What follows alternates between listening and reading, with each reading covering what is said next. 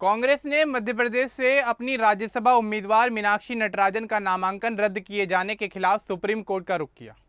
Party गुरुवार को court की वैकेशन बेंच के सामने जल्द सुनवाई की मांग कर रही है। बीजेपी की आपत्ति के बाद रिटर्निंग अधिकारी ने तेलंगाना के एक मामले में हलफनामे में न बताने का हवाला देकर नामांकन रद्द कर दिया। कांग्रेस का कहना है कि यह कोई आपराधिक मामला नहीं है। यह विवाद 18 जून को होने वाले राज्यसभा चुनाव से पहले सामने आया। मीनाक्षी नटराजन कांग्रेस की वफादार नेता और तेलंगाना की प्रभारी हैं। तो चलिए आगे बढ़ते हैं और आपको विस्तार से बताते हैं कि आखिर क्या है ये पूरा मामला। लेकिन उससे पहले बात कर लेते हैं मीनाक्षी नटराजन के जीवन के बारे में। दरअसल मीनाक्षी नटराजन का जन्म 23 जुलाई 1973 को मध्य प्रदेश के उज्जैन जिले में बिरला ग्राम नागदा में हुआ था। उनका परिवार तमिल है जो करीब 100 साल पहले मध्य प्रदेश में आकर बस गया। उनके पिता AR नटराजन एक केमिकल फैक्ट्री में काम करते थे। उनकी मां उमा नटराजन शिक्षिका थी। मीनाक्षी का बचपन उज्जैन और उसके आसपास के इलाकों में बीता। उनका परिवार काफ़ी साधारण परिवार था। मीनाक्षी ने इंदौर से अपनी शुरुआती शिक्षा हासिल की। उन्होंने देवी अहिल्या विश्वविद्यालय से बायोलॉजी में ग्रेजुएशन की डिग्री पूरी की। उसके बाद 1994 में बायोकेमिस्ट्री में MSc कंप्लीट की। साल 2002 में उन्होंने LLB की डिग्री भी हासिल कर ली। पढ़ाई के दौरान वे छात्र राजनीति में काफ़ी ज़्यादा सक्रिय हो गईं। 1990 के दशक के अंत में मीनाक्षी ने NSUI यानी कांग्रेस की छात्र इकाई से जुड़कर राजनीतिक पारी की शुरुआत की। वे इंदौर विश्वविद्यालय में छात्र नेता के रूप में जानी जाने लगीं। साल 1999 में उन्हें NSUI की राष्ट्रीय अध्यक्ष बनाया गया। वे इस पद पर 2002 तक रहीं। इस दौरान उन्होंने पूरे देश में छात्रों से जुड़े मुद्दों पर काम किया। साल 2002 में मीनाक्षी को मध्य प्रदेश युवा कांग्रेस की राज्य अध्यक्ष बनाया गया। वे 2005 तक इस पद पर रहीं। फिर साल 2008 में उन्हें अखिल भारतीय कांग्रेस कमेटी की सचिव बनाया गया। साथ ही वे राहुल गांधी की टीम में युवा नेताओं में भी शामिल हुई थी। उनके काम और समर्पण को पार्टी में काफ़ी ज़्यादा सराहा गया।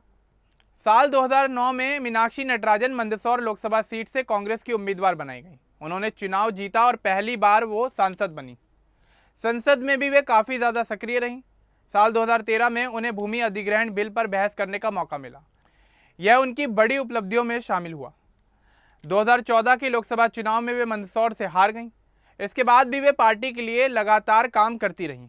उन्होंने 2 किताबें भी लिखीं। एक किताब का नाम 1857 भारतीय परिप्रेक्ष्य है और दूसरी अपने कुरुक्षेत्र है। वे नियमित रूप से लेख लिखती हैं। मीनाक्षी नटराजन ने कभी शादी नहीं की। वे अपनी पूर्व सांसद पेंशन और किताबों से मिलने वाली कमाई से अपना खर्च चलाती हैं। उनका जीवन सादा और पार्टी के प्रति समर्पित रहा है। पार्टी में उनका करियर लगातार आगे बढ़ता चला गया। वे राहुल गांधी के करीबी नेताओं में गिनी जाती हैं। तेलंगाना कांग्रेस की प्रभारी के रूप में उन्होंने वहां पार्टी को काफ़ी ज़्यादा मजबूत करने की कोशिश की।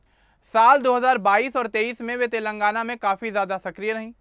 मीनाक्षी के साथ कुछ विवाद भी जुड़े हुए थे। एक बार पार्टी के प्रवक्ता दिग्विजय सिंह ने उन्हें मंच पर 100% तुच्छ माल कहकर पेश किया था, जिसका मतलब शुद्ध और बेदाग था, लेकिन शब्दों को लेकर कुछ बहस जरूर छिड़ गई। साल 2025 में तेलंगाना के हैदराबाद में उनके खिलाफ एक निजी शिकायत दर्ज हुई थी। एक पूर्व पार्षद ने हताशा और उत्पीड़न का आरोप लगाते हुए कोर्ट में याचिका दाखिल की। इसमें मीनाक्षी समेत कई कांग्रेस नेताओं के नाम शामिल थे, लेकिन कोई FIR दर्ज नहीं हुई और कोर्ट ने अभी औपचारिक रूप से मामले का संज्ञान नहीं लिया था। सिर्फ नोटिस जारी हुआ था। जून 2026 में कांग्रेस ने मीनाक्षी नटराजन को मध्य प्रदेश से राज्यसभा उम्मीदवार बनाया। 9 जून 2026 को नामांकन दाखिल किया गया। बीजेपी नेताओं ने आपत्ति जताई कि उन्होंने तेलंगाना के मामले में जानकारी हलफनामे में नहीं दी है। अब 9 या 10 जून को रिटर्निंग अधिकारी ने उनका नामांकन रद्द कर दिया। कांग्रेस ने इसे राजनीतिक साजिश बता दिया। पार्टी के वरिष्ठ नेता KC वेणुगोपाल, रणदीप सुरजेवाला, जयराम रमेश, अभिषेक मनु सिंघवी समेत कई नेता चुनाव आयोग पहुंच गए। उन्होंने फैसला पलटने की मांग तक कर दी। कांग्रेस का तर्क यह था कि यह कोई आपराधिक मामला नहीं है, इसलिए बताने की जरूरत नहीं थी। अभिषेक मनु सिंघवी ने कहा कि कोर्ट ने अभी संज्ञान नहीं लिया है, इसलिए हलफनामे में छिपाने की बात नहीं बनती। 11 जून 2026 को मीनाक्षी नटराजन ने सुप्रीम कोर्ट का रुख किया। पार्टी ने वैकेशन बेंच के सामने जल्द सुनवाई की मांग की। सुप्रीम कोर्ट ने 12 जून 2026 को सुनवाई करने का फैसला किया है। इस पूरे मामले से मध्य प्रदेश में राज्यसभा चुनाव का गणित पूरी तरह से बदल गया है।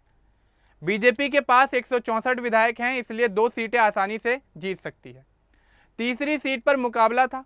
कांग्रेस के 63 विधायकों में से 2 वोट नहीं दे सकते थे, इसलिए उनके पास 61 वोट रह गए। मीनाक्षी नटराजन कांग्रेस की वफादार नेता हैं, जिन्होंने छात्र राजनीति से शुरुआत करके बड़े पद पर कई उपलब्धियां हासिल की। वे मध्य प्रदेश की बेटी हैं, लेकिन पूरे देश में पार्टी के लिए काम करती रहीं। तेलंगाना प्रभारी के रूप में उन्होंने संगठन को काफ़ी हद तक मजबूत करने की कोशिश की। उनकी उपलब्धियों में एनएसयूआई अध्यक्ष, युवा कांग्रेस अध्यक्ष, एआईसीसी सचिव और लोकसभा सांसद के पद शामिल हैं। संसद में भी उन्होंने सक्रिय भूमिका निभाई। उन्होंने किताबें लिखकर समाज के सामने अपनी सोच को रखा। वर्तमान विवाद में कांग्रेस उन्हें पूर्ण समर्थन दे रही है। 18 जून 2026 को वोटिंग होनी है। अब ऐसे में अगर सुप्रीम कोर्ट उनका नामांकन बहाल करता है तो चुनाव रोचक हो जाएगा, नहीं तो बीजेपी तीनों सीटें काफ़ी आसानी से जीत सकती है। मीनाक्षी का सफ़र साधारण परिवार से शुरू होकर राजनीति के शीर्ष तक पहुंचा। उन्होंने कभी पद के लिए समझौता नहीं किया। पार्टी के प्रति उनकी निष्ठा हमेशा मजबूत रही। इस समय उनका पूरा ध्यान सुप्रीम कोर्ट की अगली सुनवाई पर है, जहां उनका नामांकन बहाल करने की अपील की गई है। स्थानीय स्तर पर मध्य प्रदेश कांग्रेस कार्यकर्ता इस फैसले के खिलाफ विरोध प्रदर्शन कर रहे हैं। वे कहते हैं कि नियमों का सही अर्थ नहीं समझा गया। बीजेपी इसे नियमों का पालन बताती है। मीनाक्षी नटराजन का पूरा जीवन कांग्रेस के साथ जुड़ा रहा। 52 साल की उम्र में भी वे पार्टी में काफ़ी ज़्यादा सक्रिय हैं और पार्टी के लिए लगातार लड़ाई लड़ रही हैं। उनका यह नया संघर्ष पार्टी की एकजुटता को भी दिखाता है। अब इस पूरे मामले को लेकर, मीनाक्षी नटराजन को लेकर, उनके जीवन को लेकर आपका क्या कुछ कहना है, हमें कमेंट बॉक्स में ज़रूर बताएं। बाकी इस तरह की और अपडेट्स के लिए हमारे चैनल को सब्सक्राइब करना ना भूलें। धन्यवाद।